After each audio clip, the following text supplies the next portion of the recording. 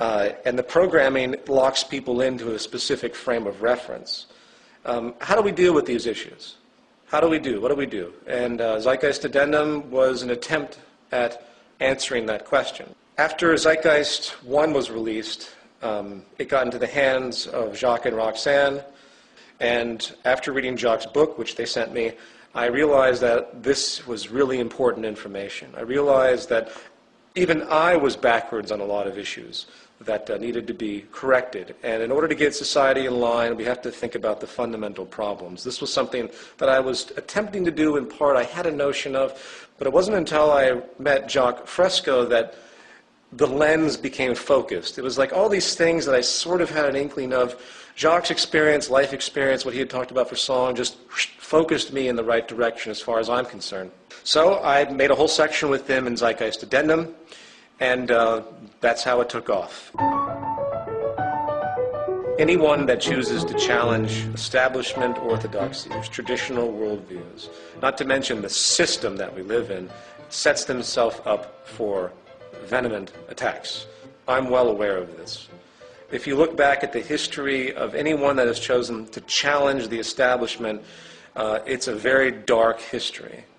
There are a great number of people out there that know that something is wrong, but they do not understand the source of that wrongness because they are in the box of indoctrination. Socrates. Socrates never speculated on the slavery that was existing during his time. That was normality to him. This goes with every type of political philosopher that's ever existed, whether it's Karl Marx, whether it's Plato. They're all locked into an established paradigm, and their thought processes can only go so far. And this includes probably myself. People are locked into a box. They see the box around them. They see the leaks and the holes and the cracks, and they go up to the cracks and they try to fix them. They try to patch the holes. But they don't stop to think that maybe there's something wrong with the box itself. Maybe the integrity of the box that they exist in is inherently invalid. It's inherently void. The economic system that we live in is a parasitic paradigm that is only going to lead to self-destruction. But people don't see that. So if you attack the economic system for what it actually is, everyone's feathers go up. Everyone says, well, wait a minute, this is the world we all live. We live in a profit-based, labor-for-income world, cyclical consumption. This is what we're used to. We understand we have division of classes. You know, they throw in human nature. They throw in everything that will try to make it seem like it's a part of the natural order of reality when it in fact is not. If I was to summarize the attacks that typically happen towards myself and the people I work with, the first one would be credentialism. Credentialism is an annotation for the priesthood of those in the know.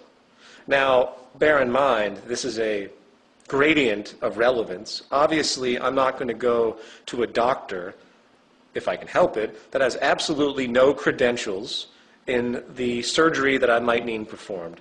They require instruction and experience to do so. But when it comes to the other side of the spectrum, when it comes to the simple analysis of information, when it comes to the analysis of history, when it comes to economics, because it is a contrived system, it has no basis in anything else in general operation. It's not based on laws of physics. It's not based on any aspect of scientific law that has any relationship to planetary operation. Then suddenly it becomes very relevant to speculate as to what these things actually mean to society. It's a double-edged sword when you get a master's, bachelor's, PhD in a particular medium, because think about what you're actually doing. You're going through a curriculum that's been completely established for you by the institutions that have existed prior. When it comes to social things that have a great deal of subjective variance, you lose objectivity in that sense, because you're literally indoctrinated into the beliefs that are presented. To get a degree in economics, which is probably the most wasteful thing you could possibly do, is to be completely indoctrinated into the idea that what you're studying is actually a science and actually has some type of relevance to anything. So when I get emails from PhDs in economics that try to debunk the aspects that we talk about, it becomes quite clear to me that the reason they have such an objection is really an emotional one. It isn't an objective aspect. They have culminated an identity to themselves because of their belief system, and for me to take that away from them to debunk their ideas about economics is to take away their identity.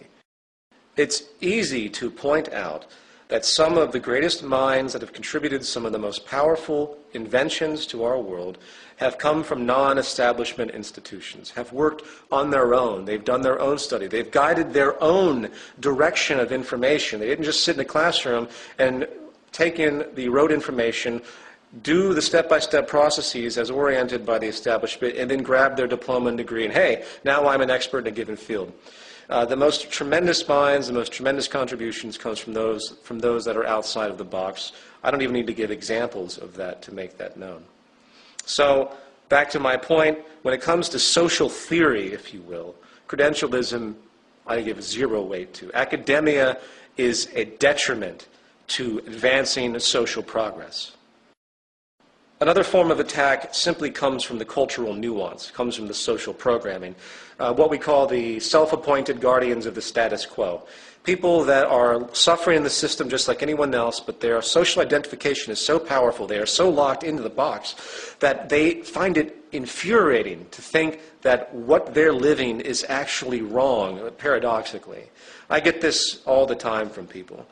The self-appointed guardians of the status quo are birthed in religion, birthed in economics, birthed in the illusion of democracy that we see today across the world, birthed in the various isms that are entirely pointless: capitalism, communism, fascism, socialism.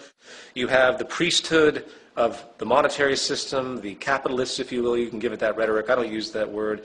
It's meaningless. The monetaryism is the word I use. The pretense for acquisition of money is based on differential advantage, which is based on dishonesty, period. Then you have the priesthood of religious concepts, religious identification, and the idea that somehow we know everything already and there's a God and he's looking down on us, controlling everything. I won't even go into the paradoxes that come from that extremely narrow notion. So in other words, the biggest crutch to the evolution of human thought is breaking your own indoctrination.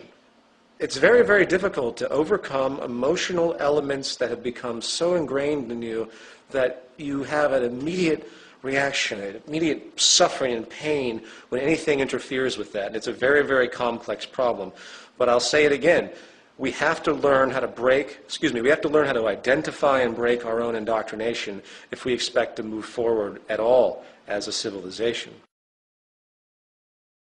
My name was put forward because I wanted to protect my friends and family from the association. People say to me, well, you should come out with everything. If you're going to talk about any of this stuff, then you've got to be prepared to deal with all of this and that you set up for yourself. I had an email that said that to me, criticizing me for not releasing my last name. And I thought to myself, you know what they're actually saying, anyone who actually says that is actually saying that Martin Luther King deserved to die, or that Gandhi deserved to die for making themselves known. I've gotten many death threats from the religious community. We live in a very fucked up, sick culture. We really do. The society is mentally ill.